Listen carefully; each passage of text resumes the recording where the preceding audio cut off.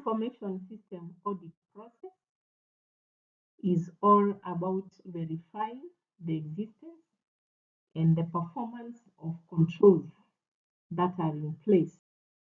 The scope of information system audit will encompass the examination and evaluation of the adequacy and effectiveness of the system of internal control and the quality of performance of the information system. So the IS audit process then will examine and evaluate the planning, organizing, and directing processes to determine whether reasonable assurance exists that objectives and goals will be achieved. And this, therefore, will provide information to appraise the overall system of internal controls so as to know whether the internal controls that are in place are actually working, whether they are effective. Types of audit engagement. There are activities that can be done as far as audit is concerned. So we have review. This is designed to provide a limited assurance about an assertion and hence consists primarily of review work with less emphasis on testing and verification. So you're basically reviewing so as you are certain and therefore you know whether things are being done the way they are supposed to be done. Examination, as the word suggests, is the systematic process by which an individual who is competent and of course a person who is independent as far as the organization is concerned, who is objective and will obtain and evaluate evidence regarding assertion about an activity or an event. That is what has been put there. Is it what is being done regarding events, regarding processes, operations, or internal control for the purpose of forming an opinion, and of course providing a report on the degree of which whatever is supposed to be done is being done and therefore has to do with conforming to the set standards that are there for an organization. And the third type of audit engagement that can be done is what we call agreed upon procedures engagement, where a third party and the auditor agrees on a specific procedures that will be performed to obtain the evidence on which the third party is willing to rely as a basis for a conclusion.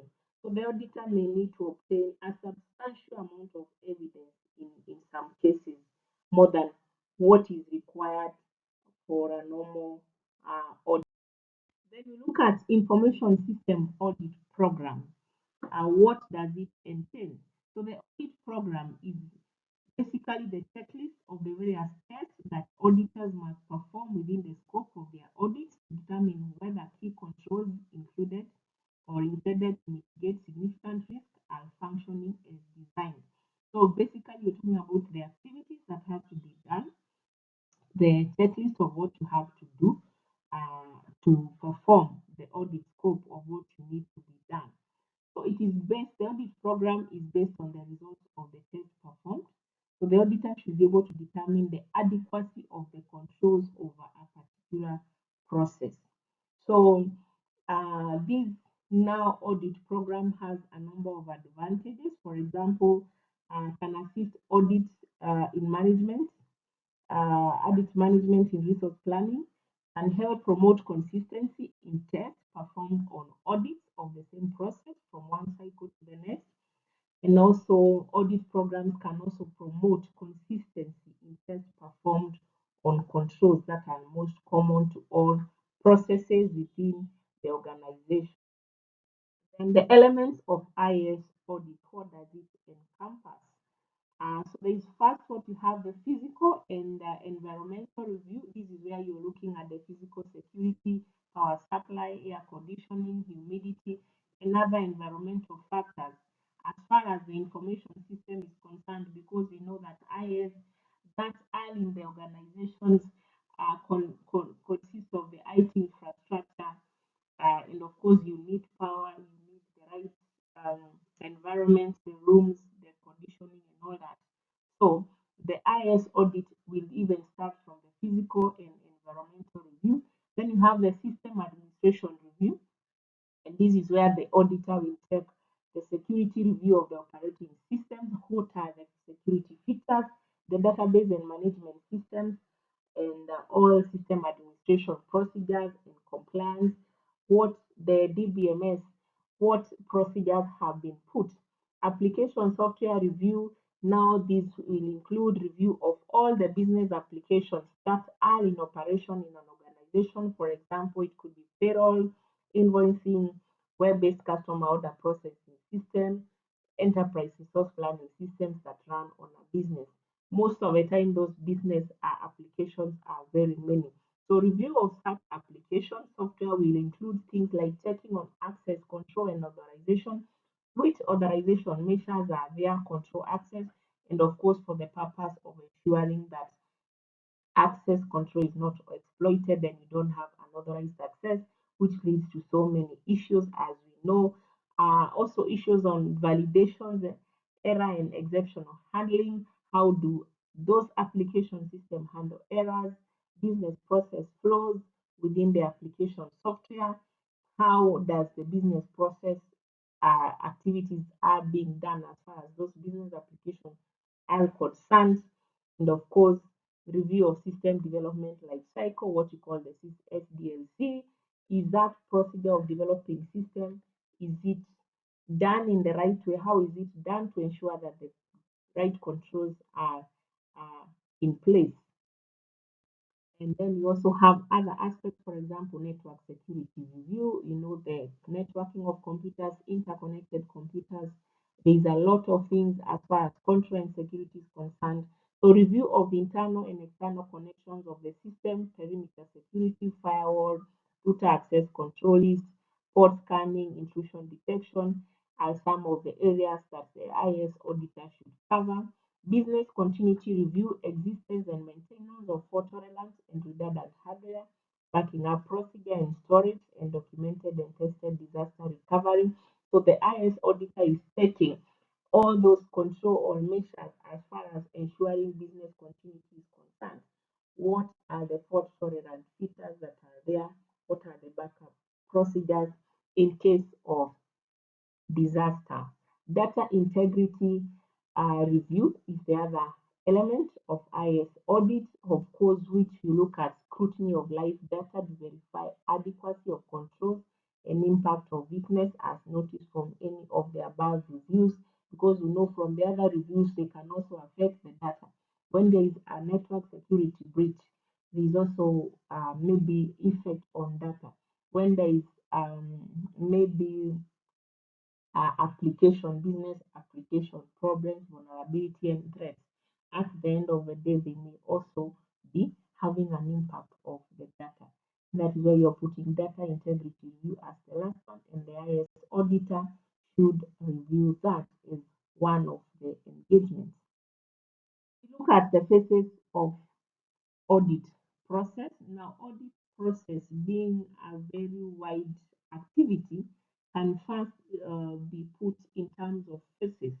So, successfully implementing an IS or IT audit, we use the term information system and information technology interchangeably in the I as far as this um, content is concerned. So, successful implementation of IS audit process depends to a large extent on the organization commitment and the existence of a structural foundation that will support the audit activities.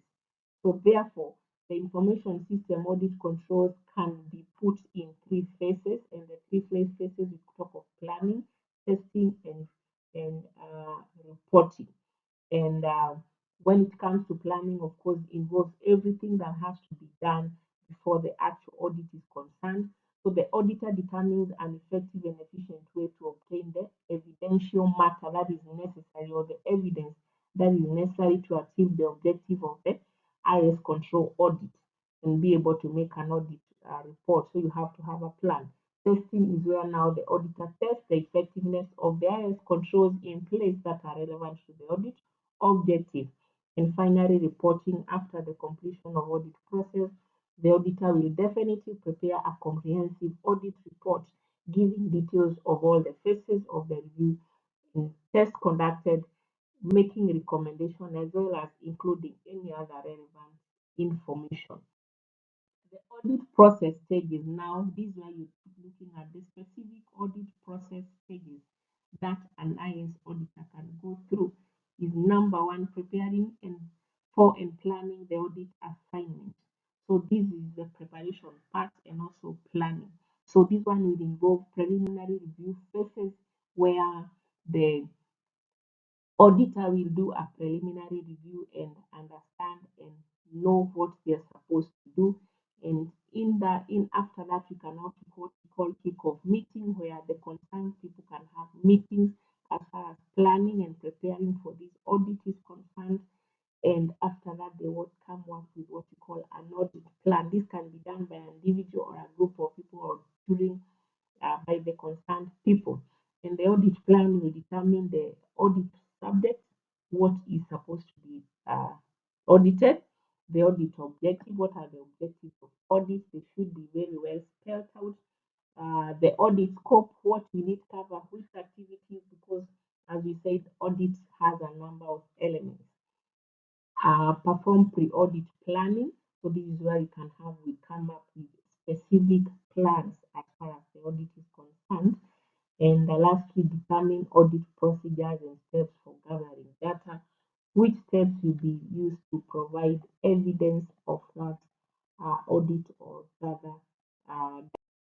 Stage number two is called ascertaining and recording the system. So this is now involves describing the system. So the auditor will describe the system by performing, for example, to confirm the auditor's understanding of the system, formulating clear process and system objectives. The auditor has to understand the organization processes, the system objectives. That is the information system objectives in this case. They also have to establish in the interfaces between systems or various systems. Remember, we talked of so many systems, business application system, and so many things. There is a business operations and so on. Also, to establish how the system fits within the organization and provide the basis for assessing the extent to which the internal controls that are already in place prevent or detect and correct errors. And in ascertaining and recording the system, the IS auditor also does what we call walkthrough testing. That is looking primarily for evidence and existence of controls by going through a number of different transactions and at each stage of the process or following one transaction from the start to the end is what we call an audit trail and be able to get information that process activity in the audit IS audit process is identifying system objectives. What is the objective of the system? So you determine, identify system objectives that determine the control objective against which controls in the system can be audited. So you have to understand the IS or the systems in place, what are their objectives, so that you establish the link between the controls that are in place and the objectives in order to gather evidence to support the auditor's professional opinion on the adequacy of these controls and the effectiveness of these controls in that system. Because if the controls are adequate and they're effective, then they will lead to delivery or meeting of system objectives, which is actually the key uh, um, value or the key business of the organization to meet its objective. Then stage number four, we call it identifying risk and evaluating controls against risk. So risk is the likelihood that an entity would face a vulnerability, being exploited, or a threat becoming harmful. So identifying that condition. So the IS auditor keeps the risk strategy in mind while conducting the information system audits. They have to understand the various risks. So the risk factors inherent in business operations of an organization include the following. We call the first one access risk. That is the risk of unauthorized users accessing the information access. We know that is one of the big risks we have in organization. where users who are not authorized, whether they are outsiders or inside, being able to access information systems as assets that they're not supposed to have. And that can have their consequences. Business disruption risk or the risk of non-availability of service from information system resources. The other risk, we call it credit risk, such as the failure of counterparties honoring their payment obligation. We have customer service risk, is the risk of a customer being deprived of the service. And we have data security or data integrity risk, or the risk of a possible compromise of data integrity that may arise for various reasons, including unauthorized access that we need to data being corrupted, and that is what we call of data integrity risk. We have financial stroke external report misstatement risk, referring to the risk that reports prepared by the entity contain misstatements or errors. We have fraud risk, that is risk of losses arising from fraud committed using information system resources. In the current world of information system, web-based systems, there is a lot of cyber crime, there is a lot of fraud, electronic fraud, there is a lot of fraud that can be conducted or perpetuated through information systems. So there is that risk. They have to be identified. Then you have legal and regulatory risk, referring to risk of non-compliance to the legal and regulatory requirements and consequences thereof. We have a physical harm risk, referring to the risk of suffering from bodily harm to the various personnel that are concerned. That information about various types of risk. So at this stage, the auditor or the auditing person should identify the risk and record for each control objective. So for each control objective, what are the associated risks that may happen? And also identify and evaluate controls which exist to lessen the risk of failing to achieve a particular control objective. What are the controls that are in place which exist to lessen the risk of that failure of that control objective, risk of failing to achieve a particular control objective. What is the risk that this control objective may not be achieved? So, what are the controls that have been put for that? And then, lastly, evaluating the effectiveness of those controls. Number five, process of the IS audit process, and fifth activity, we call it testing controls. And this one is essential part of the independent appraisal of internal control carried out by the internal auditor. So this one is just to confirm that the management has been carrying out checking and testing, and also detecting violations which management may not have been have identified. So this one is done through testing the controls that are in place. So there are two types of testing that can be conducted at this stage. We have compliance testing, that is collecting evidence to determine whether the control procedures are correctly implemented and reliable. Substantive test is done where it has already been determined through compliance testing that internal controls are weak or inadequate.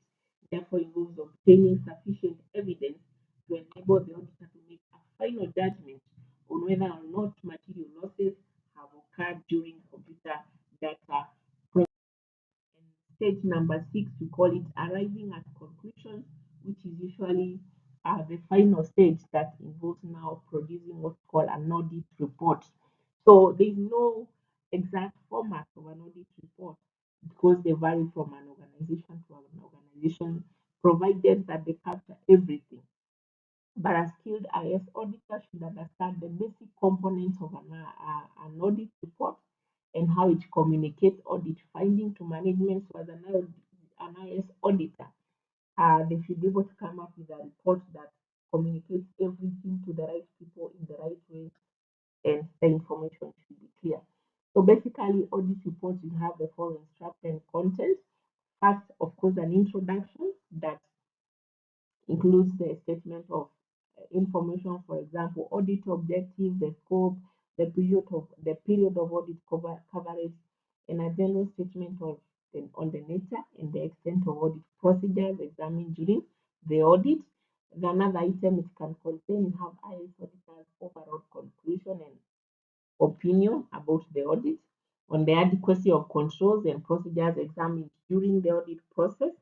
IS audit reservations that may state the controls or procedures examined whether they were found to be adequate or detailed audit findings and recommendations, and the decisions to include or not to include in an audit report based on materiality of the findings and the intended recipient of the audit. A variety of findings, some of which may be quite material, while others are minor in nature, and limitations of the audit that the auditor may have come across. And lastly, a statement on IS audit guidelines that were now, according to ICASA, that is Information System Audit and Control Association, which is an association, a global association concerned with IS audit. So according to ICASA guidelines, auditing guidelines, it is specified as far as reports and content form, specifies that the report should include all significant audit findings. Then when a finding requires explanation, the IS auditor should describe the finding, its cause, and its risk. When appropriate, the IS auditor should also provide the explanation in a separate document and make reference to it in the report. So that is as far as audit reporting is concerned. There is another aspect as far as audit is concerned, we call control uh, self-assessment. Control self-assessment or CSA is a technique developed in 1987, and this one is used by a wide range of organizations, including corporations or charities, governments, and other organizations, to assess the effectiveness of their risk management and control processes. So this is usually audited by the auditee. So that means it's not the auditor, but the auditee or the people in the office, they are the ones who do it. So it's something more of self-assessment. You're assessing yourself. You're doing an audit of yourself. So with a CSA, the auditor becomes a facilitator to help guide the client's effort towards self-improvement. So CSA processes can generate benefits by empowering the staff to take ownership and accountability because they feel as part of the audit and they are able to understand more on what is required of them. They're able to understand more the controls well, and they're able to appreciate the need for audit. There are six basic methodologies for CSA: internal control questionnaires that can be used for self-audit. We can have customized questionnaires that can also be used. We can also have control guides that guides the auditees on how to do it. We can have interview techniques where interviews can be conducted. We can have control model workshops, and workshops can be made for purpose of self-assessment, and you can also have interactive workshops where the auditees are able to interact. Ensuring quality in audit, we know that quality control is necessary in every audit. Quality control, of course, is necessary in every aspect of business. As far as audit is concerned, quality control is very necessary. Audit standards, guidelines, and procedures are available to promote quality and consistency in a typical audit to ensure that quality is done in the right way. So the following are some of the considerations when designing an IS audit quality control process that should be followed to ensure that there will be quality audit. So the number of factors or the things to consider, of course, use an audit methodology and a documented plan, including the actual step-by-step audit procedures, audit test procedures, practice the technical audit test procedures in advance, gain an understanding of the auditee's needs and expectations, keep a checklist of the tasks to be performed, respect the business cycles and deadlines in your hold client interviews and workshops to better understand their concern and to gather intelligence regarding the upcoming audits, monitor audit evidence selection and technical testing, use customer satisfaction surveys, agree to terms of reference by client, auditee, and auditors, establish technical evidence testing merits for each audit, make the audit plan against actual performance, and respond to auditees' complaints so as to have quality auditing. So that those are direct actions that an auditor should. System development audit, we know that information systems that are usually used in organizations are developed systems. They have to be developed through what we call system development. And sometimes we have in-house development, we have outsourcing, but at the end of the day, we know you have to develop a system, you have what you call system development. So therefore, our audit also covers the system development audit. So there are three types of audit of the system development process to ensure that it's done the right way or it has been done the right way. We have concurrent audit that is conducted on concurrent basis, means no specific time of audit period is determined or defined, but it can be done concurrently with other activities. Post-implementation audit done to ensure that the original requirements have been successfully implemented into the produced software or into the produced systems or information system. And lastly, the general audit, which are just done just like for other activities, can also be done for system development. And last, we look at characteristics of an effective IOS auditor. For a person to do exactly what we have discussed, to be able to do it effectively, they need to have the following characteristics. They need to have curiosity, be a curious person. That is a lifelong learner, a person who learns a lot, because for you to do effective IOS audit, you have to have understanding of everything, systems, and networking technologies. We have, for example, currently we have so much uh, trending on technology, for example, cloud computing. We have issues of security, we have machine learning and so many. And at the same time, be able to understand the business operation and math. So you should be somebody who is familiar with many areas. The person should also be have what you call flexibility and fit in different environments, can audit in an office, in a normal office setting with desk, and go to another environment where information systems are being used in a factory, in any environment, because we know that information systems are used anywhere in this world, in hospitals and everywhere. This person should also be a strategic thinker, adaptive, understand technology, innovation, external factors, things affecting the organization as a whole, plans, and so many things. Also, the person should be very observant, that is keen on detail, is able to pick a lot from what they are getting from observation, from talking, from interview, should be very keen on details so as to be able to note some of those gaps, some of those other abilities. And lastly, the person should be have what's called personable, agreeable, a person who can build relationships, build trust, be able to communicate effectively to the all the concerned people.